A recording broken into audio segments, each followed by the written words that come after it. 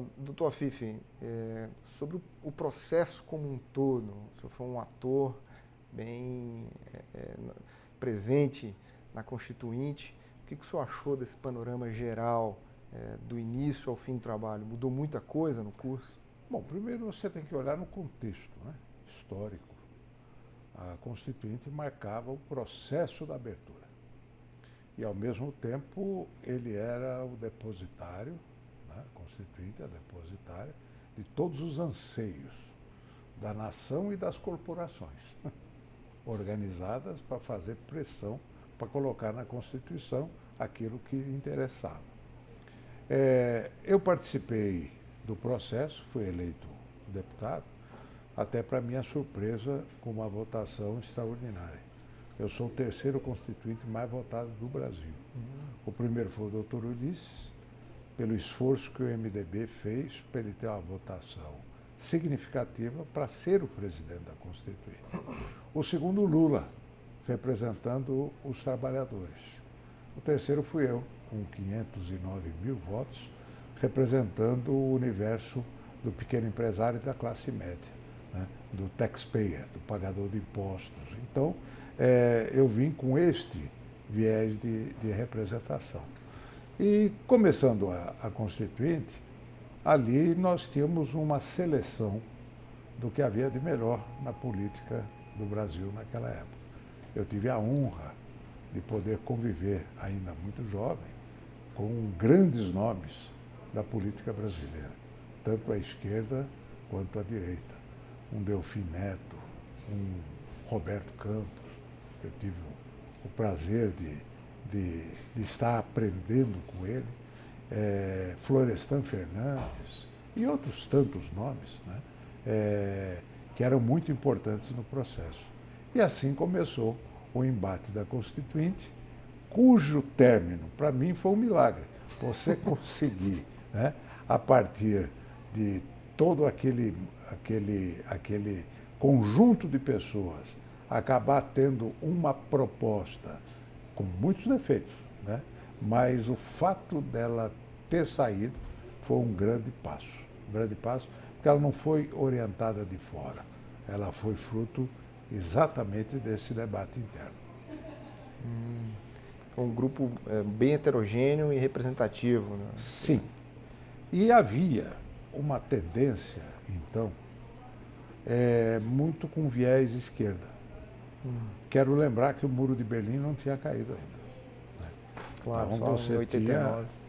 Tinha todo um sonho socialista, né, para ser inserido dentro da nossa Constituição.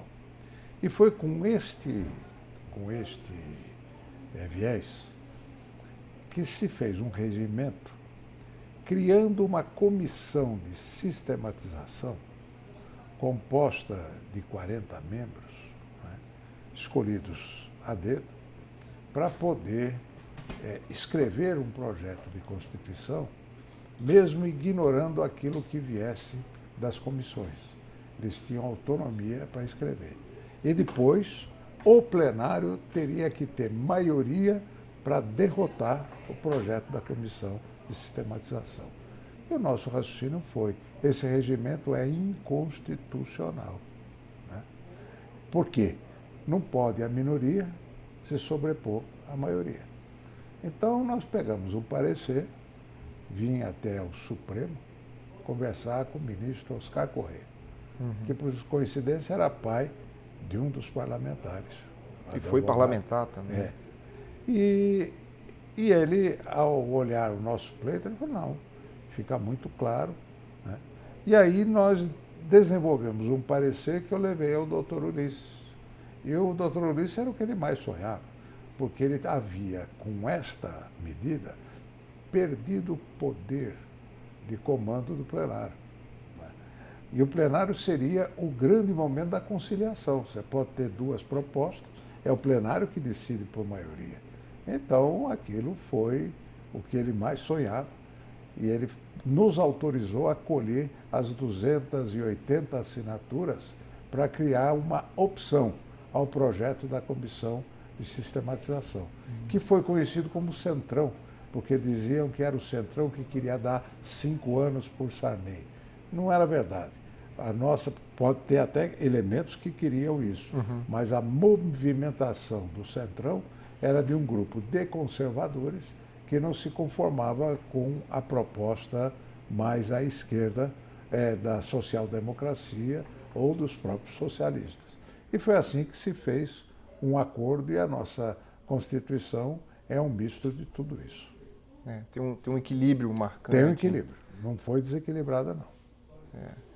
E o papel do plenário foi central na Claro. discussão de pontos cruciais. Então, né? você tinha as comissões, eu participei da Comissão da Economia, presidida pelo ex-ministro Delfim Neto, onde nós fizemos um grande trabalho de costura para escrever um capítulo que eu acho um capítulo bem moderno, né, sobre o capítulo da economia.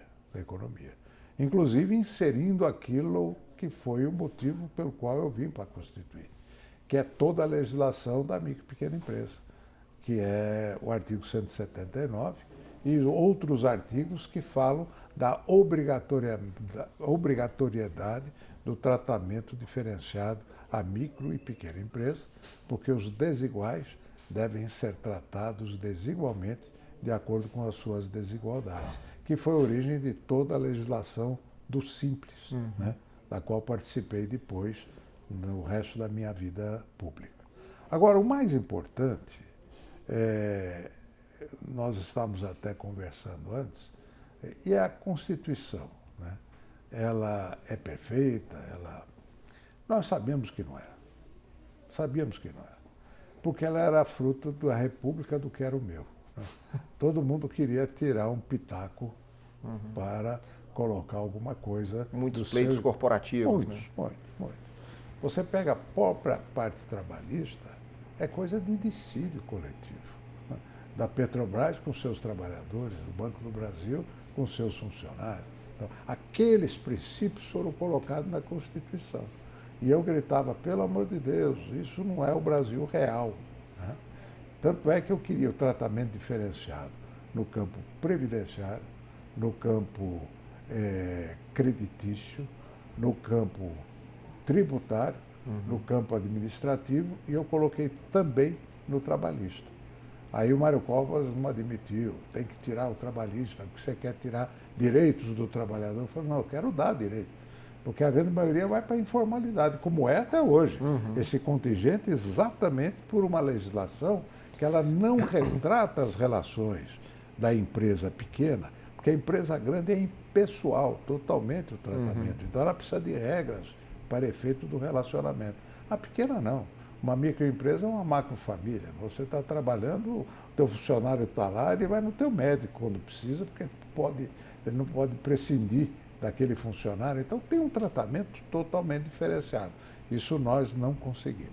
Porém, nós temos uma certeza já ao final da Constituição. Eu quero lembrar uma história que é muito interessante. Em 1985, antes da eleição de 86, eu era presidente da Associação Comercial de São Paulo. E o Roberto Campos me ligou, falou, olha, tem um aluno meu, eu sou orientador da tese de mestrado dele, ele é português, né? E ele gostaria de conversar com você. E me levou esse cidadão português, que nas conversas me disse o seguinte, doutor Afif, cuidado com a Constituinte, porque besteira se vota por maioria absoluta e a correção da besteira precisa de 4/5 dos votos, como foi a Constituição portuguesa da Revolução dos Cravos, que depois para mudar aquilo era um delírio socialista que depois a realidade bateu as portas e para mudar, a dificuldade da alteração. Então, com aquele conselho, nós já estávamos no final da Constituinte e eu me reuni com meus pares, falei, vamos colocar uma válvula de escape? Vamos colocar que essa Constituição pode ser revista dentro de um prazo de 5 anos, para que a gente possa, por maioria absoluta, que é o mesmo quórum, corrigir excessos, né? Para ter uma Constituição mais adaptada à realidade do momento, porque nós estamos vivendo uma evolução muito grande. Eu achava que em 89, pós-Constituinte, nós teríamos uma eleição presidencial que, com certeza, nos levaria a um projeto de modernização do país. E esse presidente, sendo eleito, propondo um projeto de modernização, tudo aquilo que colidisse com esse projeto, ele teria a chance de, em 2003, fazer a correção através da Assembleia Constituinte Revisora. Aí em 93. 93. Isso. Eu falei 2003. 2003. 93. É. 89, 5 anos. Isso. Né? 5 anos após. Eu fui até candidato à presidência da República, levando uma proposta liberal, meu sonho liberal, que agora está acontecendo em termos de propostas. E aí, com a vitória do Collor, e depois o que aconteceu, nós atrasamos 20 anos o nosso projeto de modernização. Não teve a revisão constitucional, ou se teve, foram 5, 6 coisas pífias, sem nenhuma importância. Uhum. Na época, o Itamar com medo, né, porque ele estava numa situação muito precária. Né? Uhum. Ele assumiu a presidência da República, mas aquele negócio, ele não tinha o apoio maciço popular e etc. Então ele achava que seria um grande risco você abrir uma Assembleia Revisora naquele instante de instabilidade. Perdemos essa oportunidade e estamos pagando o preço até hoje. Porque o problema hoje, para votação, é quórum de determinadas coisas. Tudo precisa de PEC. Quantas propostas de emenda constitucionais já foram votadas? Quanto tem custado esse processo de renovação? Eu tenho um ponto de vista que, se a gente pudesse passar para a legislação subconstitucional muita coisa que está na Constituição, ou seja, coisas que podem mudar com um quórum menor, e que sejam principalmente nas relações de trabalho, na própria economia. Parte tributária. Parte tributária. Nós teríamos a possibilidade de adaptar o país muito mais rapidamente através de uma legislação subconstitucional ou infraconstitucional, deixando a Constituição dentro dos princípios maiores. Porque princípio não se muda. A hora que você transforma princípios em coisas do cotidiano, então vai sempre sofrer pressão de mudança, como está acontecendo hoje. Uhum. E nesse processo constituinte, claro, o senhor teve a oportunidade de trabalhar com luminares, líderes de grande envergadura política, e muitos tentaram conduzir, mas tanto no plenário quanto nas comissões, essas lideranças se encontravam, só que também as maiorias iam se formando aí. Né? Olha, na verdade, o nosso parlamento é engraçado. Você pode marcar aqui 500 e tantos deputados, 80 senadores. Né? Sempre tem um núcleo pequeno que é o que comanda as votações. Na Câmara você pode contar 50 pessoas. E na Constituinte também era assim. Então, o deputado entrava sobre isso, como é que vota? Ele ia perguntar para um desses. Eles eram guias de orientação para o parlamentar.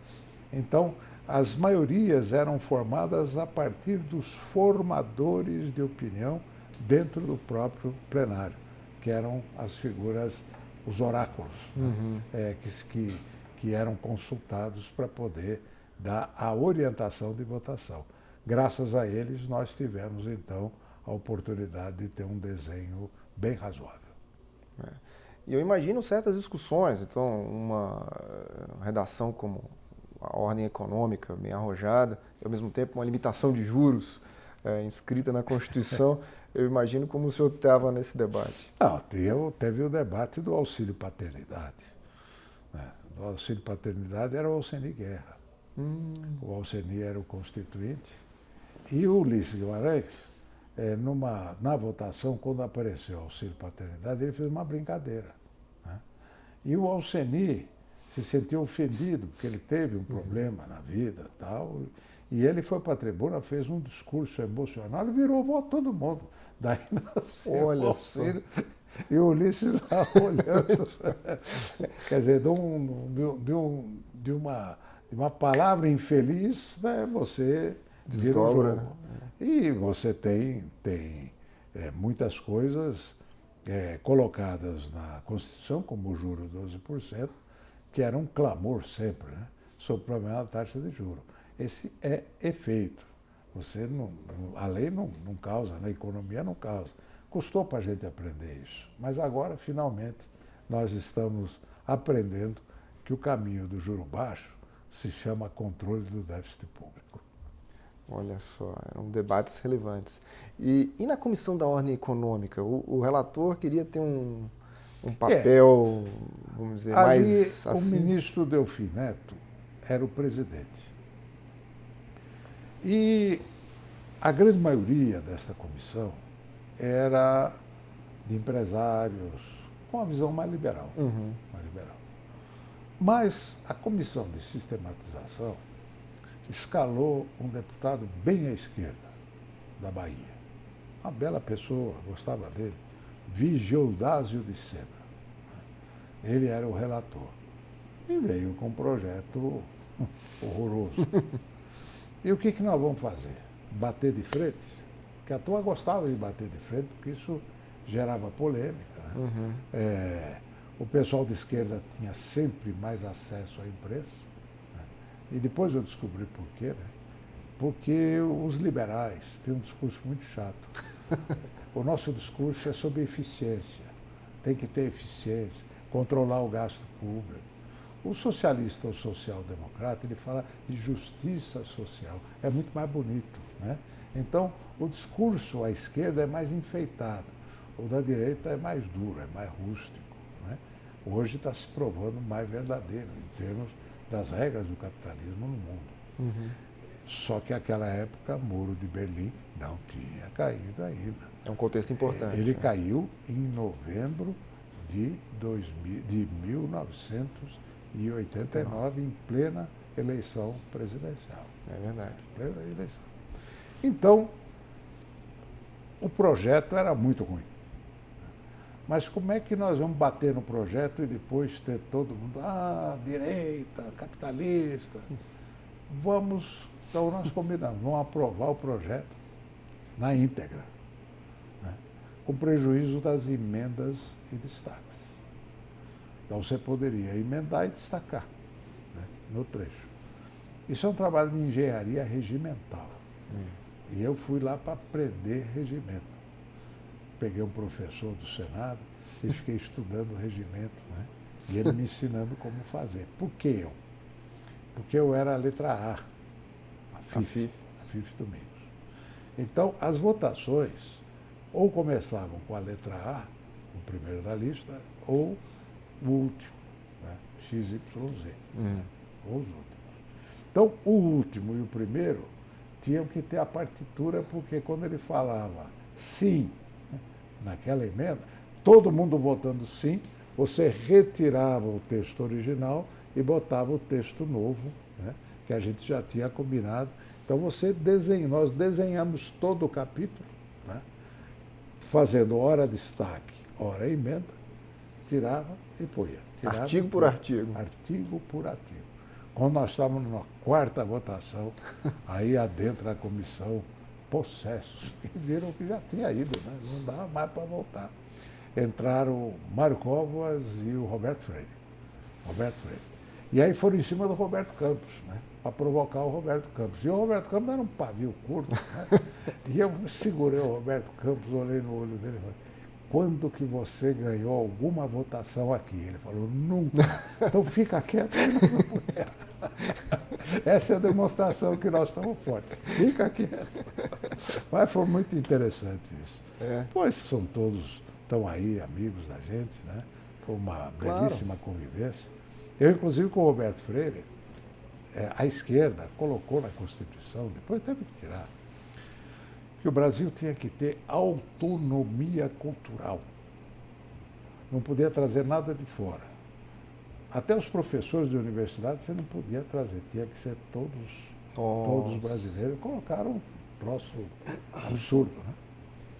E numa véspera de carnaval, que ia ter um intervalo grande na Constituinte, cada um programando viagem, eu encontrei o Roberto Freire. Né? E eu falei, para onde você vai? Ele falou, eu estou indo para Stalingrado, lá para São Petersburgo. São Petersburgo, mas era Stalingrado. Stalingrado. Estou indo para Stalingrado. O que você vai fazer lá? É que minha filha está aprendendo balé no Bolshoi. Mas como? Ela tinha que ir no balé da Joyce. Nós temos que ter autonomia. cultural. Não é a mesma coisa. Mas é lógico que é. Pô, olha a besteira que vocês estão falando, porque aquilo era.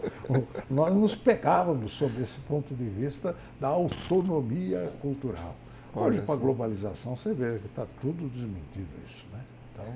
Essa Constituição, como o senhor sabe, ela é muito mal falada, mas ela nos trouxe até aqui num quadro de normalidade institucional. Eu disse que era um milagre. Pois que faz parte da mística das constituições. Sim. A Constituição alemã, que foi feita, acho que em 3 semanas, um conselho muito específico, ninguém acreditava que aquilo pudesse durar, não é? E de fato durou e sobreviveu, inclusive, à unificação. Então, há esse elemento místico na Constituição. Mas eu acho importante, não só a sua participação como constituinte, mas depois o senhor disputou as eleições presidenciais. Né? Portanto, pode dar testemunho disso, quando também nós tivemos um resultado surpreendente. Então, acho que tudo isso é extremamente relevante para que as próximas gerações possam estar informadas. Esse é um trabalho importante de resgate da história, né? Que é o ânimo do legislador. Isso, qual era o propósito e tudo mais. O senhor participou da defesa das pequenas empresas e dessa temática, né? O texto saiu muito detalhado, né, ministro? Olha, ministro, eu até estava contando para ele que em 1985 o Roberto Campos me levou a conversar comigo, um cidadão português, aluno dele de mestrado, que era o orientando dele, estava orientando o mestrado, que queria conversar comigo. E aí, era a véspera de 86, que era a eleição, ele me falou a seguinte frase que me marcou: doutora Fife, cuidado com a Constituinte, porque a asneira se faz por maioria absoluta e a correção da asneira depois precisa de 4/5 dos votos, que era a Constituição portuguesa. Eu acabei não citando o nome do cidadão. O cidadão Cavaco e Cintos. Cavaco não era nada, ele era um aluno do Roberto Campos. E depois ele se tornou primeiro-ministro e presidente da República. Deputado antes, então ele não era nada naquela época. Mas ele me alertou sobre isso e foi com esse espírito que eu, ao final da Constituição, reunimos os nossos pares, vamos botar uma cláusula revogatória para daqui 5 anos. Revisão. A revisão, pelo mesmo coro da sua votação, porque nós vamos ter um projeto renovador no país, que é a eleição presidencial. Naquela época eu já enxergava que a eleição presidencial ela viria com uma onda renovadora muito forte. Tanto é que todos os nomes tradicionais que eles estavam indicando para o presidente foram varridos. Eu mesmo tive chance de chegar lá, eu não cheguei, porque eu estava disputando o espaço com o polo, o espaço da renovação. Do novo. E, de fato, veio o conceito do novo, mas, infelizmente, o nosso carro capotou na esquina. Né? E nós perdemos a oportunidade da revisão constitucional e estamos pagando até hoje. Porque o problema nosso de mudança é quórum. É quórum. Quórum do nosso não é os 4/5, mas os 3/5. Eu estive na revisão assessorando o relator, ministro Jobim. Foram 6 pontos só. 6 pontos. Na verdade, o que de substancial foi aprovado, que foi marcante, foi depois chamamos Fundo Social de Emergência, que depois se tornou DRU, né, que provoca as desvinculações e que foi a base para o Plano Real.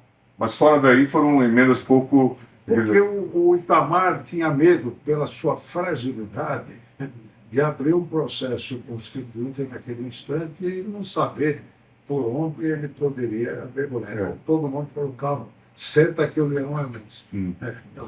Isso acabou Não acontecendo. não acontecendo. É claro que se viu de brainstorm, de um pouco de catarse, para facilitar depois a votação das emendas, sobretudo da reforma econômica que vieram das reformas econômicas que vieram do governo Fernando Henrique, né? Mas só veja que é um quarto cada votação de PEC.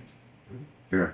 Então, hoje, grande parte da nossa Constituição seria objeto de lei complementar, né? Um quórum menor. Então, o próprio Ives já escreveu sobre isso, eu mesmo já falei, que se nós pudéssemos fazer um mutirão de enxugamento constitucional sem tirar nada do que está, mas só mudando o quórum para que a gente pudesse ter uma atualização à luz do que está acontecendo no mundo, porque as transformações estão muito fortes. Muito fortes. Nós estamos agora numa discussão sobre reforma tributária, que nós estamos prestes com as propostas que aí estão, de aperfeiçoar o obsoleto. Isso tem sido objeto de uma preocupação de um colega nosso, você conhece, o Zé Roberto Afonso. Sim, trabalhamos juntos. Isso, especialista em finanças públicas, em economia, e ele está em Portugal e também dirige um curso no IDP. E ele está focado nessa questão da tributação 4.0. Ele diz que a economia digital, na verdade, está revolucionando o mundo e que nós não estamos prestando atenção nessa revolução.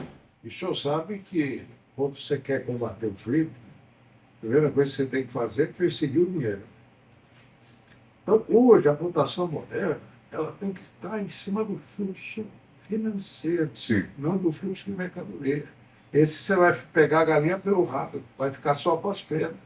Então, tudo que é esse IVA que eles querem fazer, o IVA é aperfeiçoamento obsoleto. Eles estão querendo agora aperfeiçoar o sistema do IVA, mas é um estímulo à sonegação pelo volume das taxas que chegaram. Vão unificar para pagar 30%. Não vai ter uma sonegação. Né?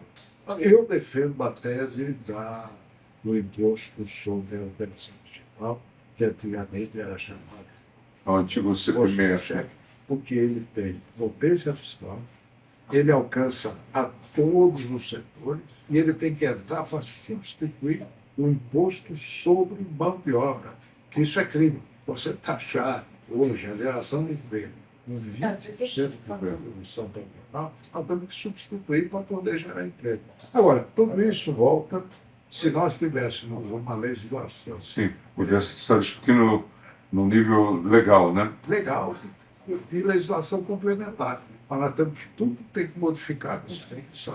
Na semana passada, nós ouvimos o professor e ex-ministro Wilson da Nóbrega, que viveu aquele momento dramático, 88 a 90, né, após todos aqueles problemas, default, né, e dificuldades. E aí ele tem uma observação de que o governo Sarney, naquele momento, era muito fraco, né, e que houve uma forte descentralização, quer dizer, a União se debilitou e fortaleceu os estados e municípios. Mas veja, ali naquele estado, como um presidente frágil,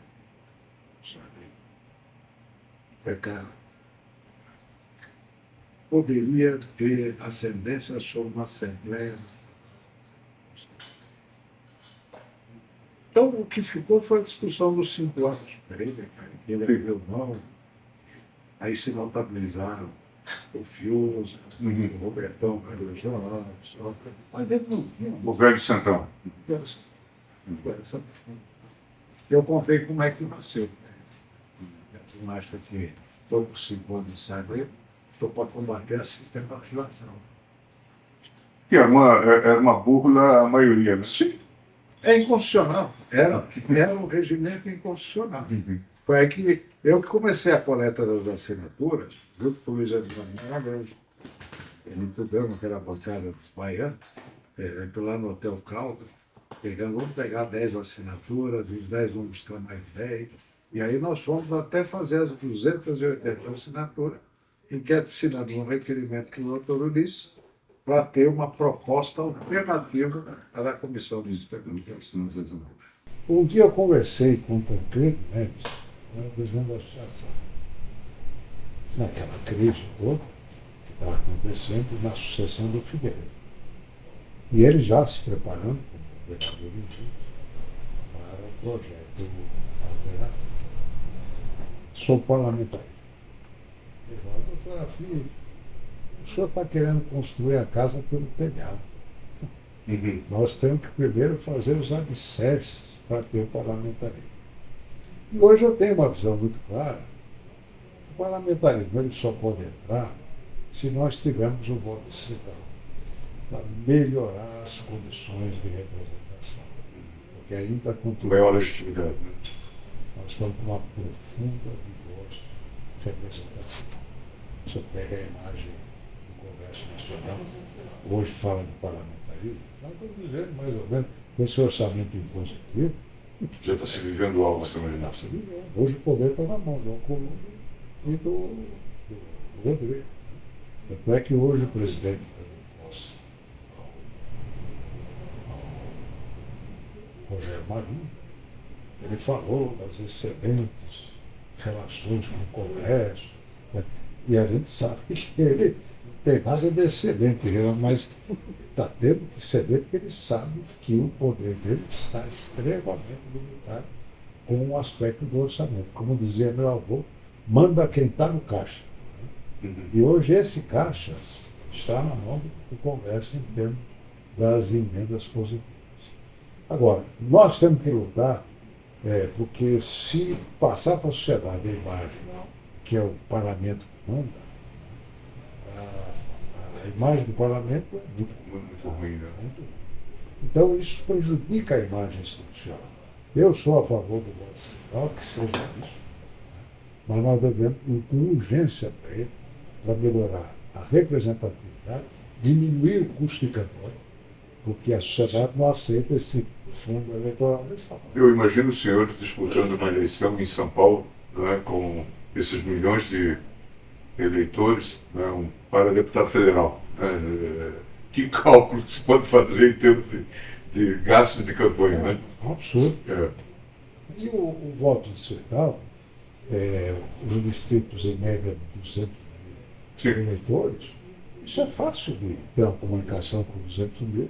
É só você ter o endereço do distrito, de todos, e disponibilizar os candidatos, né, para que eles possam ter a linguagem digital, que aliás está com uma loucura. Esse mundo digital é uma loucura. Muito interessante, né? Mas o senhor tem esperança de que nós vamos atingir um patamar de desenvolvimento econômico? Vamos. Ministro, eu aprendi aí na minha vida que o ciclo de vida de uma geração é diferente do ciclo de vida de uma nação. Então a gente entra em desespero, desesperança. Eu não vou ver isso. Mas o importante é você estar apostando na direção correta. Você não vai ver, mas outros virão. Quantos abolicionistas morreram antes da abolição da escravatura? E ela aconteceu, porque era um processo, que era uma tendência. O que fica provado, com todos esses empates, que o senhor conhece tão bem que estão acontecendo, a força das instituições. As instituições estão funcionando. Com todas as pressões. E olha que ela está sendo submetida a fortíssimas pressões. Principalmente aqui o nosso Supremo sobrecarregado com coisas que não deviam estar aqui. Não devia estar aqui. Mas, respondendo. Então, há um equilíbrio, e eu acho que dentro desse equilíbrio, no campo da economia, por exemplo, você tem uma força vital de nação muito forte. Eu, na campanha presidencial de 89, eu falava, nós estávamos com 50 milhões de toneladas de grão. E eu estava analisando o fluxo migratório, que era ao contrário. Em vez do Nordeste para o Sul, nós estávamos vendo a turma do Sul subir, Mato Grosso, Mato Grosso do Sul, Goiás, então isso vai ser uma revolução.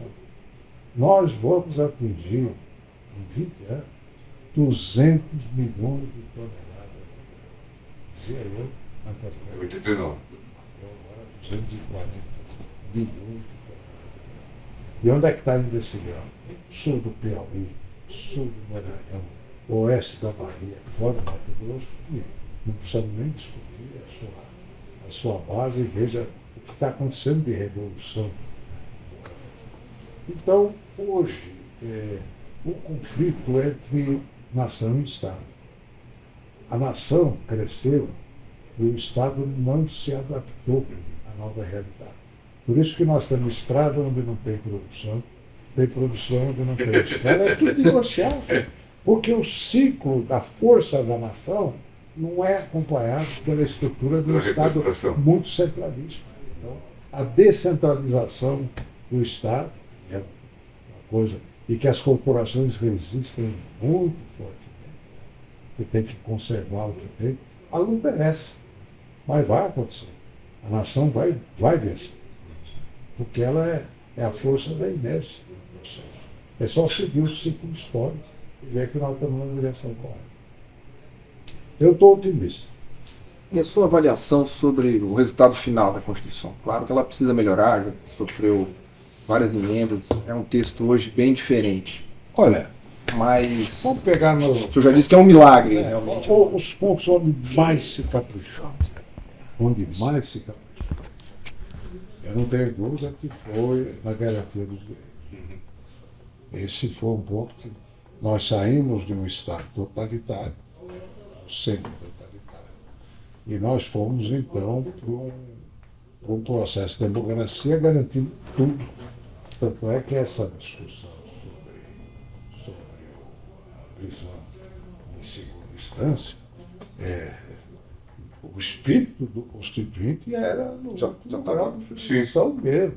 Quer dizer, a supressão de liberdade. Supressão de liberdade era uma coisa... Como a liberdade era suprimida porque eu não vou com a cara, então você tira... Nós fomos para um outro extremo. Você não pode suprimir liberdade. As garantias dos parlamentares também, né? Foi um pouco nesse sentido. Quer dizer, os parlamentares sofreram cassações de mandato e tudo mais durante o regime militar. Né? Tudo isso em decorrência do momento que nós estamos vivendo. Então, este capítulo, eu posso dizer que foi feita com muito capricho e esmero. Até porque era o fim do processo e o início do processo da abertura. Os outros, como eu disse, têm excessos regulamentatórios. Né? Quer dizer, em vez de princípio, você vai lá e detalha. A própria legislação trabalhista, ela é muito detalhada no capítulo dos direitos sociais, como eu disse, que mais parecia um dissídio coletivo entre a Petrobras e seus funcionários, que eram os que estavam organizados. Prevendo as cláusulas que já estavam... Você tinha um diabo que era terrível. Eu sou constituinte nota zero. Eles iam lá e carimbavam as corporações. Era um negócio muito forte. Uma pergunta que aparece nos textos do Roberto Campos, que escreveu uma série de artigos sobre a Constituinte e depois fez também um pós-fácil, né, sobre o resultado da Constituição. É sempre a desconsideração do elemento econômico. E eu perguntei ao presidente Fernando Henrique sobre isso. Ele diz, olha, isso foi uma falha grave da nossa parte, de não levar em conta a eventual sustentabilidade dos direitos sociais preconizados. Mas ele disse que havia, no núcleo político, pelo menos da Constituinte, a concepção de que o Brasil estava atrasado por conta do sistema político e que um novo sistema em ambiente de liberdade faria com que o Brasil explodisse. Portanto, os direitos sociais que estavam sendo previstos seriam plenamente sustentados. Hoje ele faz um pouco de um meia-culpa. O senhor se preocupava, o Roberto Campos, o Serra, mas que isto era uma preocupação de economistas. Não? De economistas, de alguém que... Mas ele disse que o núcleo político achava que a democracia seria o verdadeiro remédio para o Brasil. Mas, na verdade, naquele momento, nós tínhamos toda a ação do governo militar foi em termos de investimento na infraestrutura, e ignoraram a parte social.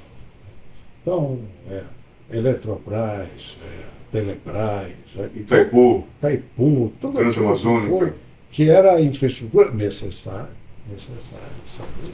Mas olvidando a parte social. Veio o Constituinte e vira o jogo. Agora nós temos que investir nos gastos sociais, educação, saúde, o SUS, que é uma coisa muito importante hoje. Só que nós temos que continuar com o motor econômico para poder fazer a sustentação social.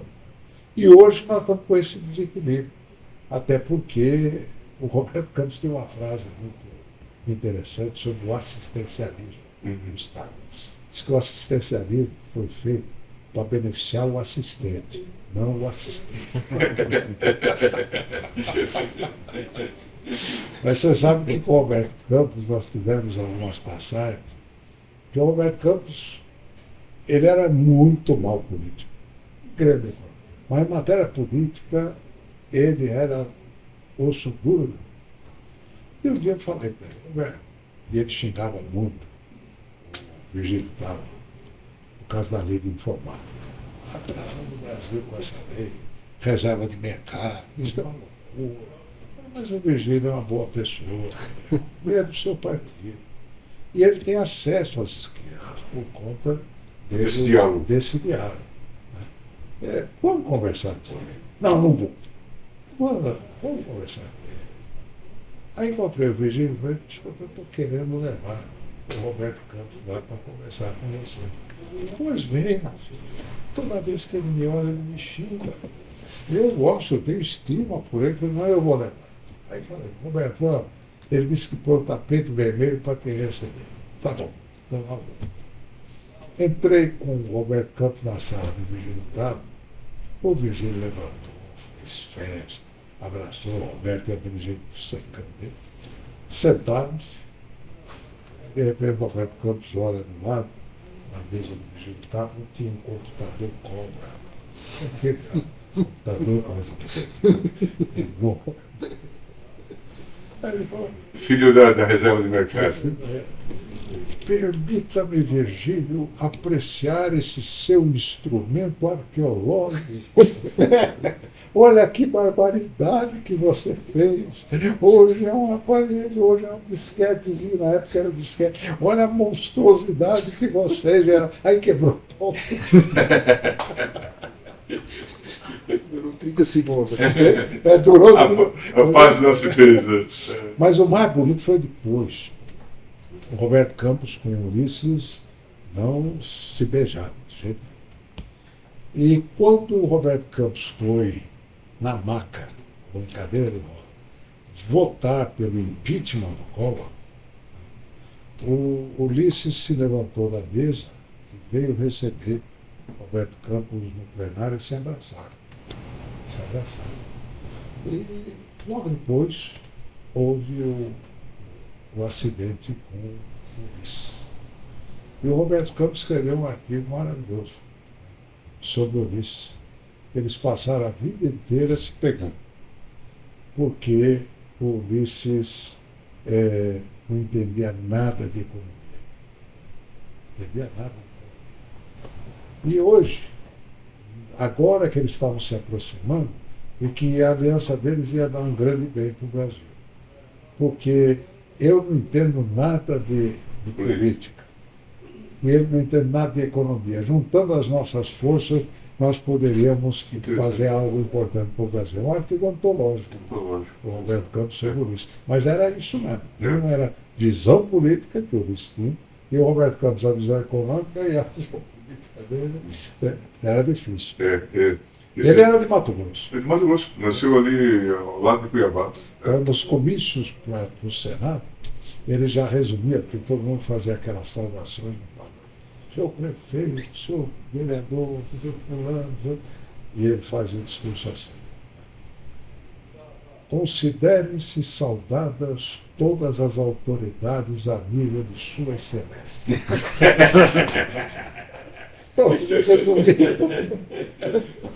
É o máximo que eu posso conceder. Mas é isso mesmo. Isso. Se mais vocês têm? Cobriu bastante isso. Quero agradecer aí, viu? O seu testemunho é muito importante. Com certeza, para testemunho nós. da história. Me sinto honrado. Eu acho que é uma. Com quem admiro e respeito, viu? Você sabe disso, das nossas grandes lutas. Nós ficamos muito felizes de podermos estar. Estamos caminhando para o encerramento desse documentário. Acho que vai ser algo multimídia, não sabemos ainda bem. Nós estamos trabalhando ali, estamos colocando no YouTube. São depoimentos muito valiosos. Estamos preocupados com a longevidade do texto constitucional, porque acho que isso é uma prova da qualidade da democracia brasileira. Então ele está muito remendado, né? Sim. Porque é próprio do quórum. Isso. E do detalhismo, né? Exatamente. Deixa um detalhado. Em algum momento eu acho que a ficha vai cair, em termos de fazer a revisão que não foi feita.